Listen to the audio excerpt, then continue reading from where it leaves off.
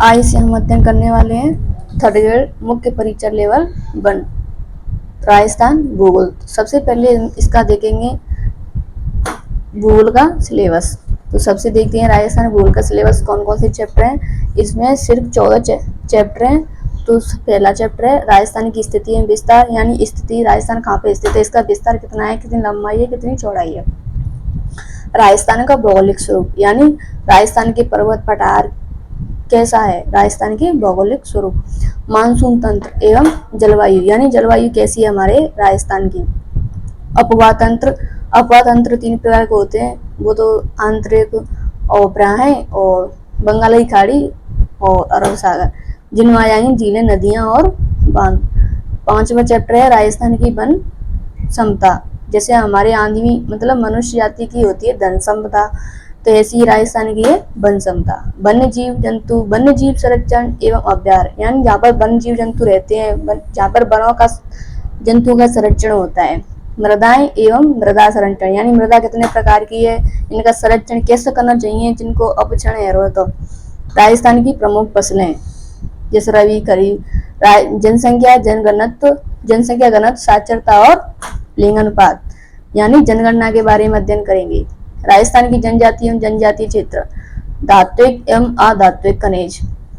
राजस्थान की ऊर्जा संसाधन में कौन कौन से परंपरागत और गैर परंपरागत, यानी सौर ऊर्जा, विद्युत, पवन ऊर्जा। राजस्थान के पर्यटन स्थल और राजस्थान में यातायात के साधन। इसमें जल संरक्षण है जो लेवल 2 के लिए महत्वपूर्ण है। तो हम सबसे पहले अध्ययन करने वाले हैं राजस्थान की स्थिति एवं विस्तार। तो सिर्फ हम रिवाइज करेंगे, जो मैंने कुछ याद किया है उसका सिर्फ रिवाइज, छोटे छोटे शब्दों में बहुत सारा थोड़ा थोड़ा ज्ञान। तो अब हम थोड़े थोड़े नोट्सों में अध्ययन करेंगे। तो सबसे पहले है भूगोल। तो सबसे इसमें आया है राजस्थान की स्थिति एवं विस्तार।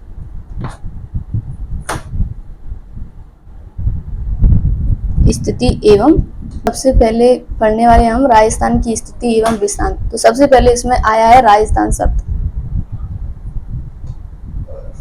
राजस्थान आया है। तो राजस्थान क्या है, क्या आज हम इसे राजस्थान कहते हैं, क्या इससे पहले भी राजस्थान कहते थे? नहीं, पहले राजस्थान अलग अलग क्षेत्रीय नामों से जाना जाता था। यानी पहले राजस्थान को क्या कहते थे इसके बारे में, यानी हमें सबसे पहले वैदिक काल में इसका नाम मिलता है, वैदिक काल में राजस्थान का नाम मिलता है हमें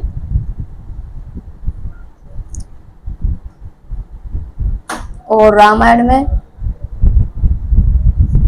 और शिलालेख में और इतिहासकारों ने क्या कहा है। तो वैदिक काल में इसे ब्रह्मवर्त कहते थे। यानी पहले राजस्थान को क्या कहते थे, वैदिक काल में ब्रह्मवर्त, और रामायण काल में इसे कहते थे मरुकांतार। और शिलालेख, शिलालेख में कौन सा शिलालेख है, शिलालेख है बसंतगढ़ शिलालेख। कहाँ पर स्थित है, सिरोही में। यहाँ पर भी हमें राजस्थान का नाम मिलता है। और इतिहासकार, इतिहासकार में सबसे पहले आते हैं जॉर्ज थॉमस। इन्होंने सबसे पहले राजस्थान को राजपूताना कहा।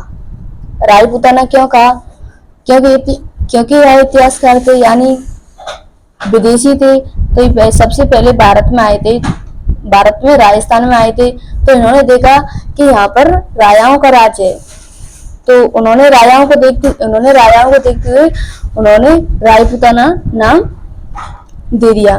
कब, 1800 में। फिर आए थे जॉर्ज थॉमस, इन्होंने दिया था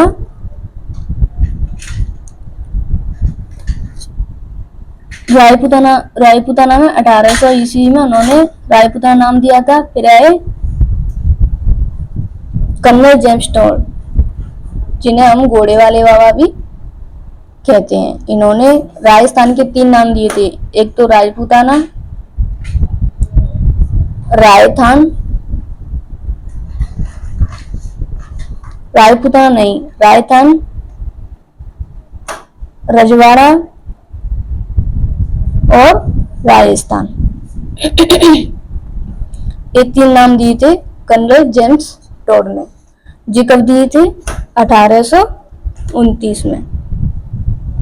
इनकी पुस्तक थी एनाल्स एंड एंटीक्वीज, जिसका हिंदी में अनुवाद किया था गौरी शंकर हीराचंद ओया ने। इसलिए इन्हें भारतीय इतिहासकार किसे कहते हैं, भारतीय इतिहासकार।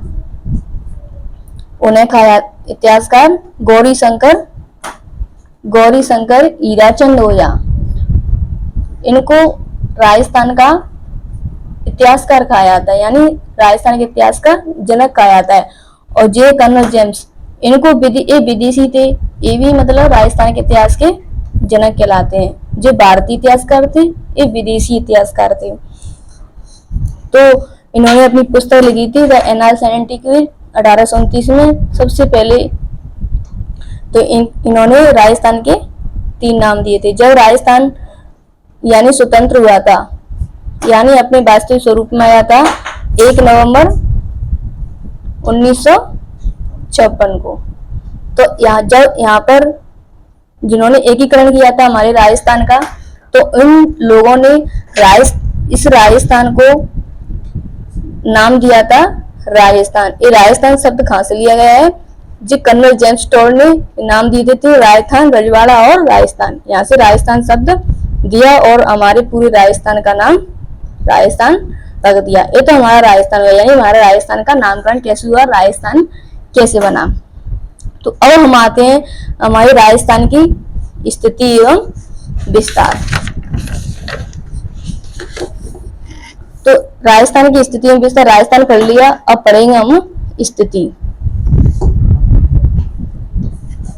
राजस्थान की स्थिति यानी राजस्थान कहाँ पर स्थित है, कहाँ पर स्थित नहीं है, यानी राजस्थान की स्थिति कहाँ पर है, ग्लोब में स्थिति कहाँ पर है, ग्लोब में स्थिति कहाँ पर है, अक्षांशों में कहाँ पर है, देशांतर में कहाँ पर है और विश्व में कहाँ पर है और भारत में कहाँ पर है। तो इन हम 4 ग्लोब, अक्षांश, देशांतर, विश्व और भारत, यहाँ पर देखेंगे हम राजस्थान की स्थिति कहाँ कहाँ पर है। तो ग्लोब में देखते हैं, ये हमारा हुआ ग्लोब। ग्लोब यानी पूरा, इस पर मतलब काल्पनिक रेखा होती है, काल्पनिक रेखा होती है, एक तो अक्षांश एक देशांतर। तो मतलब अक्षांश में ये हुई हमारी हुई अक्षांश, यानी पूरब से पश्चिम। ये तो हम रिवाइज कर रहे हैं, पूरब से पश्चिम ये अक्षांश हो गए। तो हमारा राजस्थान कहाँ पर है, हमारा राजस्थान यहाँ पर है, यानी उत्तरी गोलार्ध में, इसे कहते हैं उत्तरीय गोलार्ध। और एक है देशांतरी रेखाएं, ये हमारी देशांतरीय रेखाएं। तो यह पश्चिम भाग हुआ, यह पूर्व भाग हुआ। तो हमारा राजस्थान है पूर्वी भाग में। तो देशांतर के सापेक्ष देखेंगे तो राजस्थान है पूर्वी भाग में, और अक्षांश के सापेक्ष देखेंगे तो ये है हमारे उत्तरी गोलार्ध में। तो पूरे ग्लोब में देखेंगे, यानी जो तो है अक्षांश, तो ये उत्तरी गोलार्ध, और ये हो गया देशांतर यानी पूर्वी गोलार्ध। तो ये हमारा राजस्थान है। तो ये हो गई हमारी ये हमारा स्थित हो गया ग्लोब में उत्तर और पूर्वी दिशा में। तो ग्लोब में है उत्तर पूर्व, उत्तर पूर्व में हो गया, जिसको हम कहते हैं ईशान कोण, ईशान कहते हैं। अब आते हम, अक्षांश हो गया, देशांतर हो गया, गोलोक हो गया। अब आते हम विश्व में, यानी विश्व यानी 7 महाद्वीप। तो विश्व में हम, विश्व का तो कहाँ से लाए, लेकिन विश्व में हमारा भारत है, हमारा राजस्थान है, यह भी उत्तर पूर्वी में स्थित है, यह भी उत्तरी पूर्व यानी ईशान कोण में। और एक है भारत।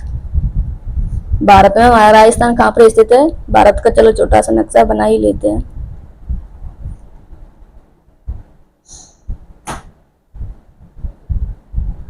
चलो ये भारत का नक्शा हुआ। तो यहाँ पर हमारा राजस्थान है, यानी ये कौन सी दिशा है, उत्तर और पश्चिम। तो हमारा भारत के सापेक्ष राजस्थान है उत्तर पश्चिम।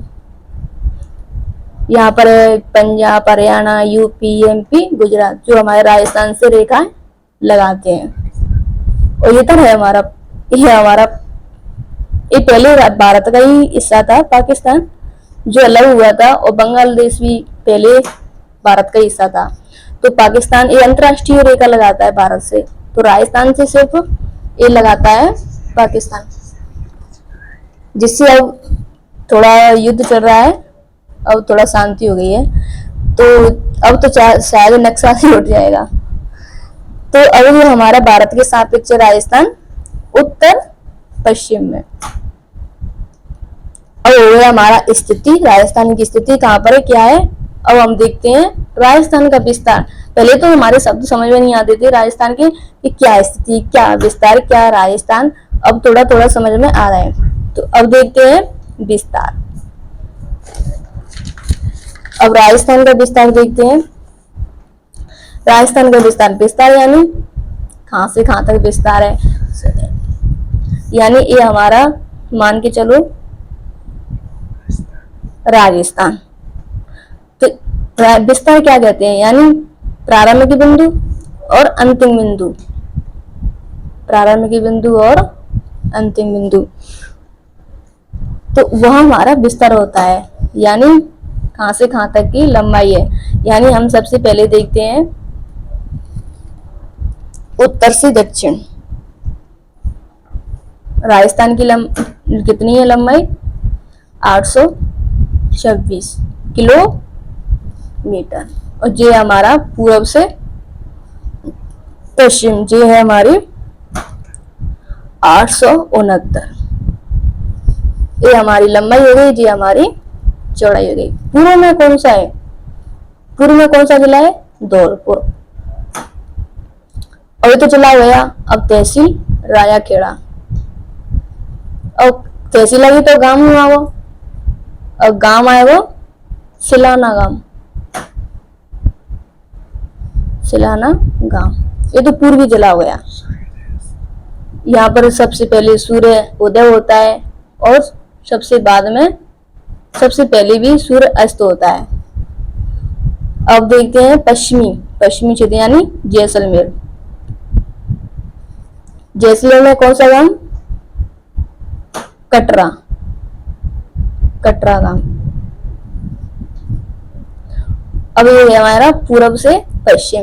यहाँ पर सूर्य सबसे बाद में उगता है और सबसे बाद में ही अस्त होता है राजस्थान में। और ये उत्तर से दक्षिण की ओर लंबाई ये कितनी है, 826।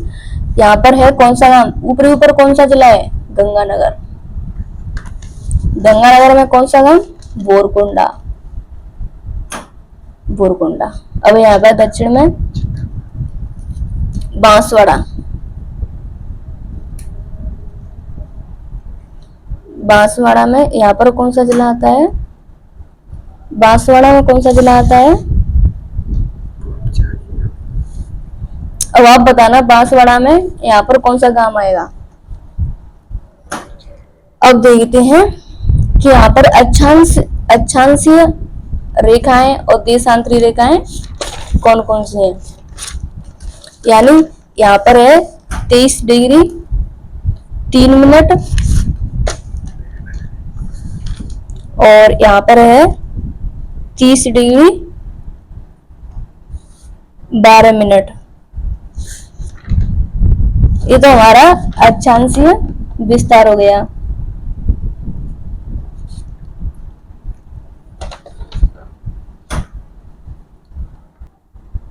तो हमारा अक्षांशीय विस्तार कितना है? उत्तर से दक्षिण 23 डिग्री 3 मिनट और 30 डिग्री 12 मिनट तक। और ये है देशांतरी विस्तार, यानी कितना है? 69 डिग्री 30 मिनट और 78 डिग्री 17 मिनट। अब हम देखते हैं इसमें कि कितनी डिग्री में हमारा राजस्थान फैला हुआ है। यानी ये तो पूरे भारत में चलता है, ये तो हमारे राजस्थान का है सिर्फ, लेकिन राजस्थान में भी कितने जिले कितने डिग्रियों में फैला हुआ है। तो इसमें देखते हैं हम 30 डिग्री 12 मिनट में से 23 डिग्री 3 मिनट घटाते हैं तो कितना बचता है? 12 में से 3 गए सो 9 और 30 में से 23 गए तो 7, तो ये हुआ हमारा 60 डिग्री 9। तो ये हमारा अक्षांशीय विस्तार हुआ 60 डिग्री 9 मिनट, यानी इतने में हमारा उत्तर से दक्षिण में राजस्थान फैला हुआ है। अब देखते हैं पूर्व से पश्चिम, यानी देशांतरीय विस्तार। तो इसका है, तो बड़े में से छोटा घटाते हैं, यानी 78 डिग्री 17 मिनट और 69 डिग्री 30 मिनट। और ये ऊपर तो 17 नीचे है 30, तो कैसे घटाएं? तो यानी 1 डिग्री में कितने मिनट होते हैं? 60, तो यहाँ पर 60 कैरी लेते हैं। 60 और 17 67 में से 30 घटाएंगे तो 7 3 37 मिनट। यहाँ पर 1 कैरी ली थी, यानी 77, तो यहाँ पर बचे 8, तो 8 डिग्री 37 मिनट। ये हमारा देशांतरी विस्तार, ये हमारा अक्षांशीय विस्तार। इतने में हमारा राजस्थान फैला हुआ है।